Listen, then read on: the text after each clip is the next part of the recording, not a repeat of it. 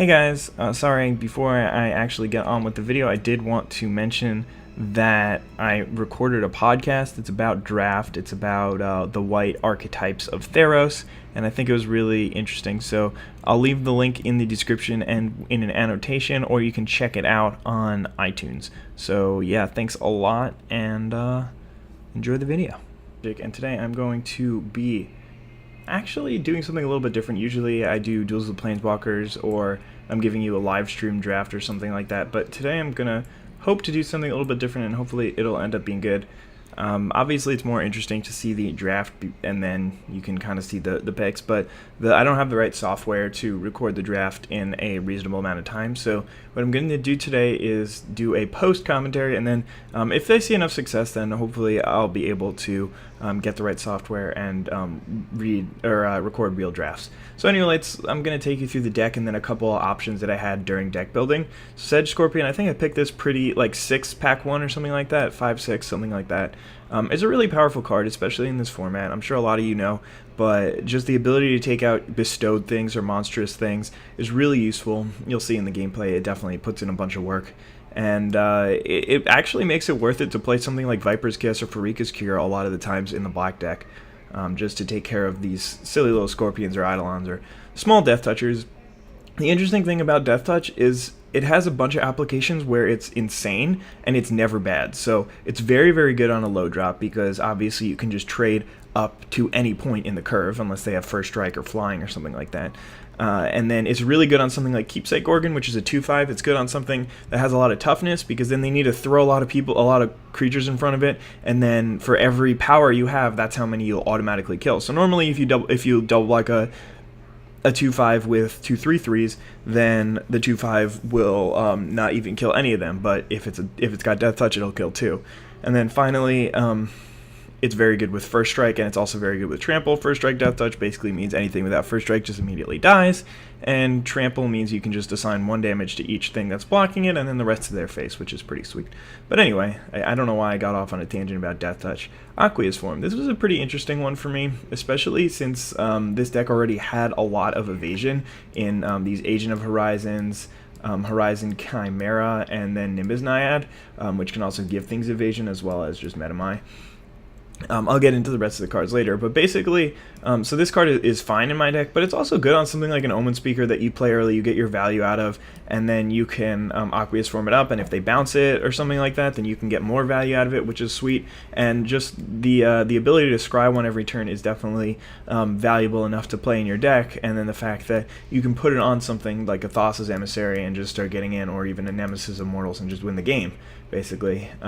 So yeah, it's pretty good. Savage Surge is not at its best in this deck. All I have is this one heroic card, which also was not amazing for me, and I recognize that, but I think I had like just enough things to do to activate it. So I had this Aqueous Form, Savage Surge, Leaf Crown Dryad, Nimbus Naiad, and Thassa's Emissary. I think were the things that I could target the Trend Fortune Hunter with.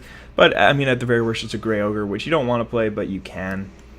Anyway, Savage Surge is okay in this deck. I mean, the ability to get a pump spell is pretty good. I mean, this thing was printed at uncommon in RTR, and it was for a reason. I mean, if you can easily get a 2-for-1 out of this thing, or I mean, I guess you usually don't get a 2-for-1, but it's very easy to get a 1-for-1, and it's pretty much the closest thing besides Time to Feed that green has to removal, because you can just untap your guy after you attack, and it's something that you always have to think about if you're playing against a green deck and they have one and a green up. Like if they make a weird attack, and then you'll just be able to attack back for way more, then you have to definitely consider the fact that they might have Savage Surge. Anyway, Leaf Crown Dryad was one of my early picks. I think it was 3rd, and I took it over some very good blue cards. But basically what I had taken to start off was this Prophet of Krufix I picked first, then a Wingsteed Rider, and then I took a Leaf Crown Dryad because I figured over like a Voyage End or something, I don't know, maybe a slightly more powerful blue card, I think. My thought process was that I'm definitely going to be in green because white pairs really well with green and Prophet is in green. So, and it also does really good work on a Wingsteed Rider, Leaf Crown Dryad does. So I figured that I may as well pick up this Leaf Crown Dryad because it'll be good in whatever deck I end up playing. I found a couple of random Omen Speakers throughout the draft. It's not my favorite card, but it's very good because it does do good work early on blocking against a red-white deck, and then it can also get you some value when it comes out, obviously. And sometimes wear an Aqueous form, wear a Thassa's Emissary, or combine in a couple of double blocks, and it gets work done. Now I'm going to go a little bit faster because I think that I'm going a little bit too in depth. But Voyaging Satyr and Opaline Unicorn are good for ramp. I really want to go from 2 to 4 so I can play Chimera, or actually I don't really want to go from 2 to 4. Usually in green decks you do because you have a bunch of 4 drops, but in this one it's like not as important. That's why Unicorn is also really good, because I want to get to like my higher spells, and this also helps fix for my Metamai. A couple of Agent of Horizons. These were also reasons why the ramp is good. It's just places to put my mana in, and if I can get a Thassa's Emissary on them, or if I just need to finish out the game, those guys are really good. Nimbus Naiad is obviously just amazing. I don't really think I need to talk about it. Fortune Hunter, I already spoke about it. I had just enough targets for it, and it's still a Grey Ogre. Unfortunately, I only had 1 Griptide, no Voyage's Ends, and no Time to Feed, so I did not really have good ways to interact with my opponents in this deck, and that was definitely something that I saw badly. But this was a sweet one. I saw this card third. No, sorry. I don't know why I said third. I saw this card 7th and 8th, and I got 2 of them in pack 1. So I was definitely thinking that this deck would be absolutely insane once I got those, because I figured, all right, there's nobody else in green-blue for sure. And the colors are probably pretty open too, because nobody wanted to jump into it. So I don't know. I definitely was really excited about seeing these 2 cards, and yeah, it was a little strange, because then pack 2, I got really cut, and I saw almost no cards for my deck. I mean, like, I first picked a Metamai, and I think I got a Prescient Chimera, like, 3rd or something like that. But it wasn't until 4th pack where I got my Thassa's Emissary and my Nimbus Naiad and my Griptide. So I definitely saw most of my good cards pack 3. In terms of blue. Anyway, I had to run this Ferris Band Centaurs. It's not a bad card, but it's not ideal either for a 5-drop. I'd rather like more Nemesis Immortals or Nessian Asps or Centaur Battlemaster. So there's a lot of replaceable things. So Ferris Band Centaurs is kind of the worst of the bunch, but it still does work. Random Evasive Creature is nice. Prophet is really, really powerful. There's so many applications to it. I'm not going to go through all them. Hopefully you get to see some of them in the games. Thassa's Bounty. I ran 1 of these. I was thinking of running 2, but if I had gotten like a Karametra's Acolyte, I would have. But Thassa's Bounty really combos well with Prophet of Krufrik. So what you do is turn 6, after playing Prophet, hopefully on turn 5, you can play Thassa's Bounty, draw 3 cards, and then you can play 1 of them during your opponent's turn, which is really sweet. 1 or 2 of them. And then there's Metamai the Ageless, obviously one of the best cards in my deck, and I mean, it just wins the game a lot. And then there's Nemesis Immortals, which is just a giant dude and gets even gianter pretty easily. So my only real other options were this little package of Lightning Strike and 2 Crackling Tritons. Like, I could have run the Crackling Tritons anyway, and I think I did take out a Triton Fortune Hunter and put in Crackling Tritons depending on the matchup. But I could have definitely played this and then maybe tossed in this Traveler's Amulet and then took out some of the less powerful cards like that one, and maybe Savage Surge in Aqueous form. I don't know. I would have had to think about it a little bit more, but maybe Triton Fortune Hunter as well. Definitely would take that out in that. Yeah, so I could have run it like this and then taken out an island and a forest and put in a plains and a mountain or something like that, and it would have been still pretty decent, and it had like some more power. The thing is, I'm not really too big of a fan of the activated ability on Crackling Triton. Sometimes it's relevant, sometimes it's not, but overall I just decided to go with the more consistent one. So let's jump into some of the games that were fortunately saved. And alright, so first game my opponent molds to 6, and I have an average hand. I mean, I've got an Agent of Horizons to play on curve, and I have my planes that I can play on Metamai. I think that this is actually game 2. It didn't save game 1. It only saves the random games, but I managed to win game 1. It was a pretty close game. So my opponent not obviously, but he's playing red as well, and so he's kind of stuck on mana. It's a little fishy that I play the Agent of Horizons and then didn't activate its ability. It was kind of obvious that I had Horizon Chimera, but this was the one turn which, like, when I played the Horizon Chimera, I thought I was so far ahead and there was no way I would ever lose, because I can get through for 6 damage last turn and then just be at such a huge advantage. But then fortunately for me, or unfortunately, he had the Divine Verdict, and it was actually pretty good that he did kill the thing with the Divine Verdict there, because Metamai was going to show him who's boss. And he goes up back up to 21, but that's really not a big deal. I mean, I got Thassa's Emissary and Ancient Horizons, and he's just going to concede there. Metamai obviously would let me take another turn and then draw a couple extra cards with Ancient Horizons. I still have cards in hand, more than he has. And yeah, he really had no way of coming back from there. So I won round 1 pretty easily, and now let's jump into round 2. I'm going to be on the top here. If you're clever enough, you were able to see who won already. But yeah, here's my hand. It's going to be up here. So it's a pretty decent starting hand, and it gets a lot better when I draw this Horizon Chimera. And basically what I figure here is that I have no pressure on me, so there's no real reason to play out this Leaf Crown Dryad. I can get in, I probably could have gotten in for 2 or 4 more damage or something like that. Yeah, 4 more damage. But I figured I'd much rather play it later, like bestow it onto this Sedge Scorpion. And I was thinking here whether or not I should drop the Horizon Chimera. And yeah, I think this time I sort of made a mistake. Alright, I'm just getting way behind myself. But I figured I would be able to get in a lot more damage if I put the Reach guy on the Sedge Scorpion. Then I didn't play this at upkeep because there was only 1 life gain. But I do have a couple of things that I want to do for 5 mana, so like playing a Prophet would be a lot better than just playing out the Horizon Chimera at my upkeep. But anyway, I scry away a couple of cards, and then yeah, I'm doing all right here. Then he's got this Griptide here, and just going to pause this for a second. That was such a huge play because I had him on a short clock. He couldn't really push through enough damage because I have the Sedge Scorpion to block the Nessian Asp, so I'm at a huge advantage there. And he's stuck on lands, by the way. He's only on 4 lands, but that does mean he has 5 cards in hand. But the Griptide not only blanks a draw step for me, which I really need to be drawing cards right now, but it also means that I have to replay the Horizon Chimera instead of dropping a Thassa's Bounty. So that Griptide was definitely the most important play so far this game, maybe other than Sedge Scorpion on turn 1. But anyway, let's continue with the game. Sorry for the stoppage. And I'm not really going to be able to do anything from here since he does have this Nessian Asp, which has Reach, obviously. He's going to be able to keep beating for 3. I can't trade off this Scorpion because I need to trade it for this Nessian Asp later. I'm going to draw a few, gain a couple life off the Horizon Chimera. And I draw a Metamai, which is not really that useful here. I don't have the white mana. I already, and he is able to time to feed there. I was a little surprised that he didn't just force the trade there so he could start beating in with his Nessian Asp. But, I mean, that's pretty good too. Anyway, as I was saying, I had bottomed an Unknown Shores with an Omen Speaker, so I thought I would never get to cast the Metamai. And fortunately I did, but then I play right into the Savage Surge. I knew that Savage Surge was a possibility. There's so little chance that I'd be able to play around it ever, and it's not like I can take 3 damage forever. Unfortunately, my next card was Griptide, so I would have been able to play around it pretty easily.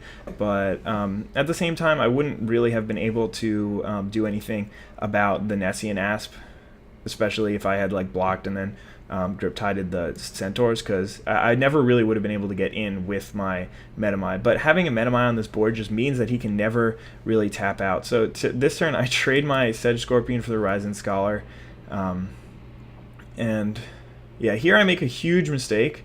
So what I was thinking is that I couldn't put the Thassa's Emissary on the Leaf Crown Dryad because then I wouldn't be able to block, but I had completely just forgotten about the fact that that Prophet would untap it and give it Vigilance. So that was just a huge mistake. I really should have put it on the Leaf Crown Dryad so that I can get in with it and then be able to completely wall his Horizon Scholar. And so that really sucked for me. That was just a huge misplay. So he's just going to chump block with the Voyaging Satyr so I don't draw a card. Obviously everything untaps in here, I figured out. But he does have an Order of Nylea, which is pretty good for him. I would have still probably Griptided it, but now that means I can't Griptide his Nessian Asp. And here he has another Griptide for me, which again, I think the 3 Griptides played were by far the most important plays of this game, which is pretty crazy. But I mean, the fact that he's cast 3 Horizon Scholars is just really good. And at this point, the game is basically over. I'm just going to fast forward because I just basically survived to waste some time on the clock. And I never really had any chance of winning this game, and then eventually he just beats it and kills me. So, yep, that is going to be that game. And then finally, the next game, this time I'm on the bottom. That's really strange. But anyway, I basically have a nut draw here. I mean, I can play Voyaging Satyr, into Horizon's Chimera. I don't have a 5-drop, but afterwards I can do something good. But here I think about just playing it main phase to play around like Stymied Hopes or something like that. But then I realized he played a Leaf Crown Dryad, and by not doing it at his end step, I'm actually giving away 3 points of damage. So he's just going to flash in a Feral Invocation here to play around Dissolve or something like that. So I'm just going to beat in, and luckily I did draw a 5-drop, so I'm really just nut drawing him, and this Feral Invocation would be good, but Thassa's Emissary gets me out of range of that. So he's just going to play Annihilate's Disciple, gain back 4 life, which is pretty good for him. But fortunately for me, I'm just going to get a Thassa's Emissary on a Horizon Chimera, and that's just insane. I mean, you just get to draw a card and gain a life, and it's so hard to get through. It also has built-in trample, so you can't even chump block or anything like that. Draw Sedge Scorpion. Unfortunately, he keeps ripping these lands, including the blue one, and now he's got a Nessie and Asp out, so he can just double block. And the only way that I would ever get around that is by drawing my 1-of Griptide. I don't have any Voyage Zens or anything else like that, so I figured that I may as well take the trade there. That probably was a mistake in retrospect, because my 6-5 was the biggest thing on the board. What I really wanted is to make sure that I could trade for the Nessie and Asp before it got monstrous. And unfortunately, I'm just drawing lands here and not the right ones. I can't cast this Metamai. I'm a little surprised at that one. At my end step, he just cast a Griptide and then barely, like, only attacked in for 3. But, I mean, just putting a card on top and blanking a draw step when he is able to attack and I can't is pretty good. So he's just going to be able to drop another Horizon Scholar here, or a Horizon Scholar, and put an Ordeal of Nylea on it. And then a Reverent Hunter for 9, which is not really that big of a deal. I still have this Sedge Scorpion.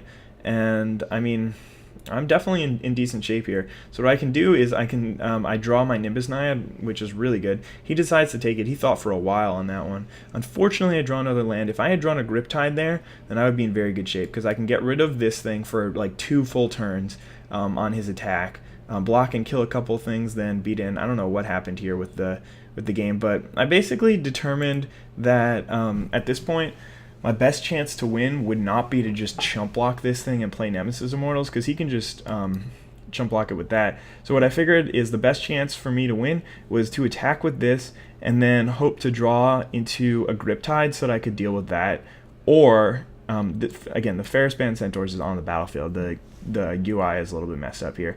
But, or the GUI? I don't know, whatever. Who cares? So anyway, I can either draw a Unknown Shores to play this Metamai this turn, and then chump block another flyer like a Prescient Chimera, my Leaf Crown Dryad, which I can put on the Nemesis Immortals, maybe, or I can also draw into a Griptide to bounce this thing. So there's a ton of different things, or even Savage Surge to untap this thing, block and trade for that. So there's a ton of different things that I can actually draw here. I figure that it's better to do that, take him down to 5 so that I'm threatening lethal next turn, and hope to find either a chump blocker or an answer for that. Unfortunately, I just draw an Omen Speaker, and I mean, I can play out my Nemesis Immortals, and I think I could have Monstrous it too this turn, but unfortunately could not get the last 5 damage, and my opponent was able to beat me. But in the end, my opponent had a much better deck than me, and I'm not really surprised that I lost. This is not the deck. I don't think that sideboard was very good against him either, just because I did end up taking out the Aqueous form because I saw multiple of those. What other card was in the main deck? Thassa's Bounty? Was one Crackling Triton main? Whatever, that's not the point. The point is that sorry, it's just bothering me that I can't remember what the last card in the main deck was. Oh, did I just have 18 lands? Yeah, I had 18 lands. Okay. I was talking about how my opponent's deck was better than mine, and yeah, so I took out the Aqueous form because I had seen so many Griptides. I don't think that, like, being able to deal 3 or 2 damage, like, the problem was the fact that my opponent had Nessie and Asps and other giant creatures that were just really good against me. So either way, I hope you guys enjoyed this video. Leave a like if you did, or leave a comment or something like that, because I want to know if you think I should make a lot more of these videos, some more of these videos. If you want to see real or Magic Online drafts, then let me know. It's hard for me to do real drafts, but Magic Online might be a little bit easier if I get the right software. So thank you for watching. Have a wonderful day. Bye.